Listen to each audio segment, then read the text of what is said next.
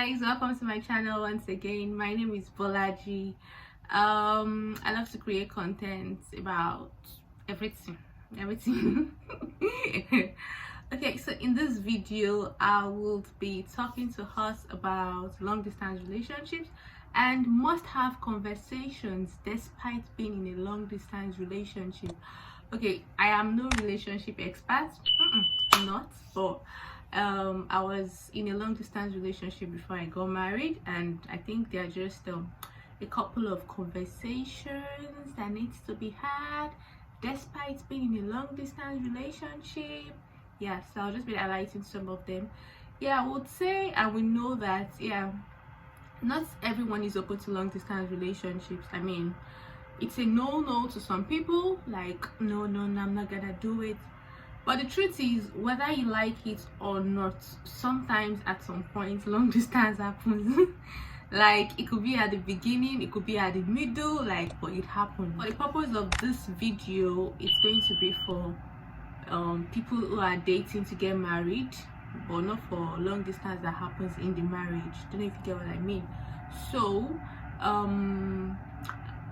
we know it's important to have conversations in long distance relationship, and the place of having conversations cannot be overemphasized.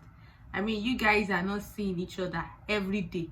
The only way you can keep it going is just keep talking and talking and talking over the phone. And yeah, thanks to communication, thanks to technology thanks to technology, who has made those things way easier than what it used to be like in the days of our forefathers.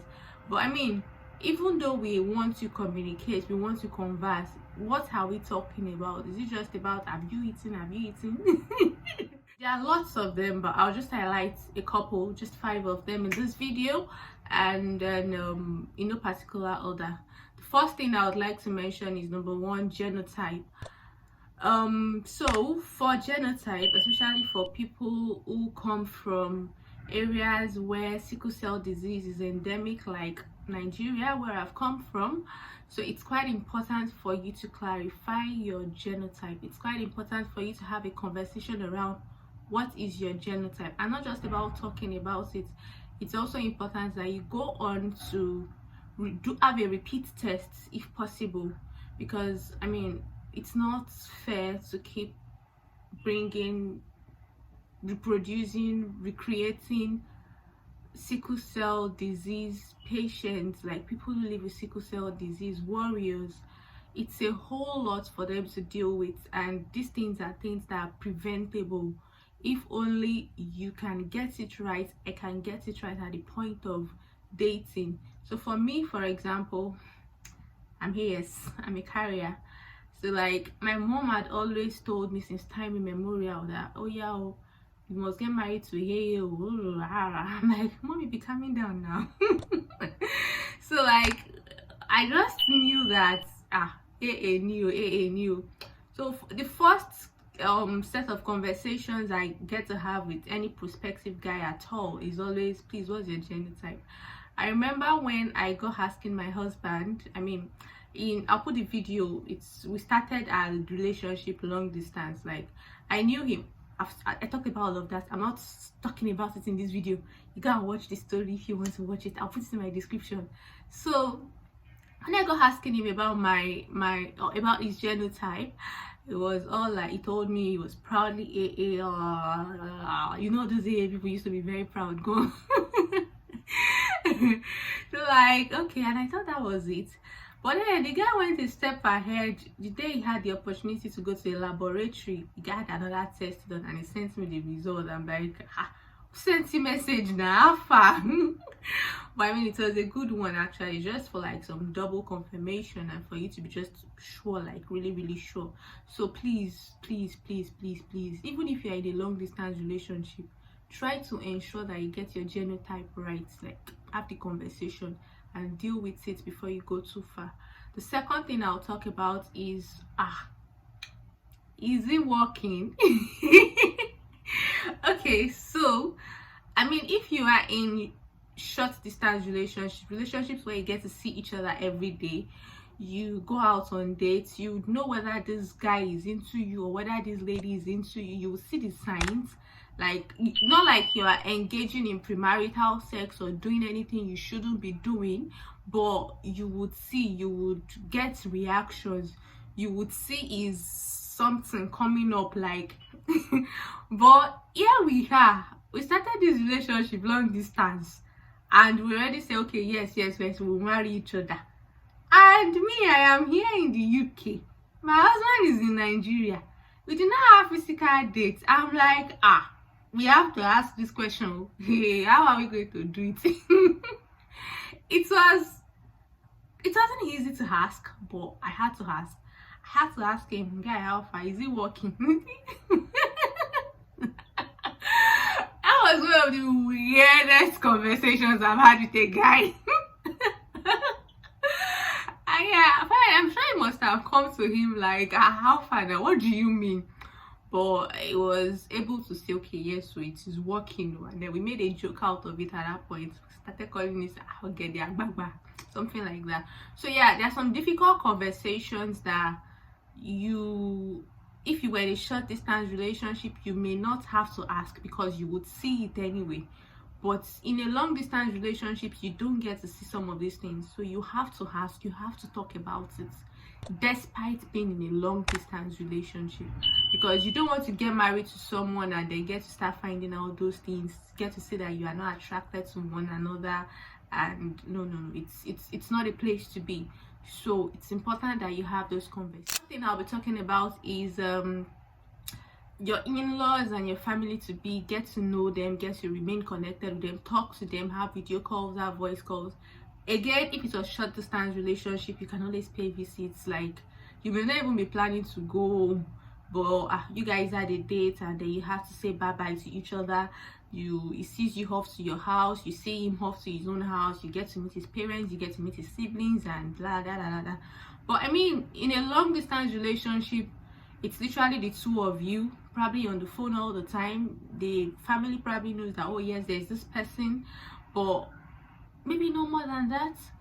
But I mean, for long distance relationships, you must get to know your in-laws, ask about them, ask about your spouses, to be siblings, cousins, nieces, nephews. Get to know them, be interested in them, like have video calls with them, have voice calls with them, reach out to them. It is very important to do. Then the next thing is going to be premarital counseling. Because it's a long distance relationship, a lot of people often think that the conventional premarital counseling, you will have to go there with your spouse and the two of you would be there, and so you think, oh, since we are apart, then we may not have to do it that way.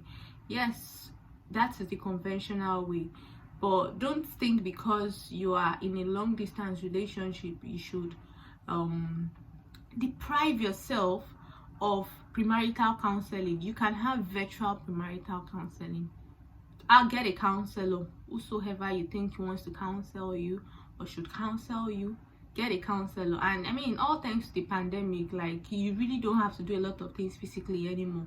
Like, you just virtual. This Google Meet is there, Zoom is there, WhatsApp video call is there, Telegram is there, like a whole host of others.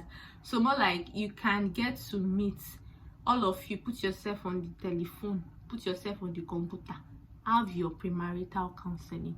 Do not let it go. Yes, it might be a bit difficult, more difficult compared to if you were in the same location, because if I say that our premarital counseling was easy, I would be lying to you. There were times I would come back from a night shift and then we'll have counseling for say 10 or 11. I know if I go to bed, it's going to be difficult to wake up for that time, so like I literally have to probably stay awake so I don't miss it, or get to, there are times that they would even call me, like we already planned that today 11:30 we are meeting, I'll just doze off, call me, nobody answer, and they would eventually not have that class anymore. I think I spoke about that in one of my videos when I spoke about preparing for the wedding. So like, it may not be as easy as if it was a short distance relationship, but these are things that you have to do despite being in a long distance. The final thing I would mention in this video would be get to talk about things that are important to you. Get to talk about your spiritual beliefs, your values, like how do you manage money, financial decisions, like how do you spend. Get to just talk about those things. Like if it was a short distance relationship, you'll probably be going out together on a date and you'll get to see the way you spend, she'll get to see the way you spend, but you guys are apart. You're just talking and talking and talking and talking. Sometimes you might even want to say some things and you'll be like, is this thing important for me to say? And then you might be like, oh, maybe I should not say it, maybe I should say it. But with long distance relationships, like, you should still get to talk about these things. You should still get to discuss it, like be open about it. This thing is important to me. I like to do this, I like to do that, I like to gift my friends in this way, I like to spend money in this way, I like to do my budget in this way. Talk about those things even though you are in a long distance relationship. I know that there are a million other things that need to be done, guys. Can you see my nose? I sometimes get watching nose. There are a million other things, but these are just the 5 I would like to highlight in this video. If you agree with me, let me know in my comment section. And if there are some other things you think that should be included that I haven't included, also let me know in the comment section and let the conversation continue. So you see me again in my next video. I remain your darling Omobeejay. Remain in God and God bless you. Bye.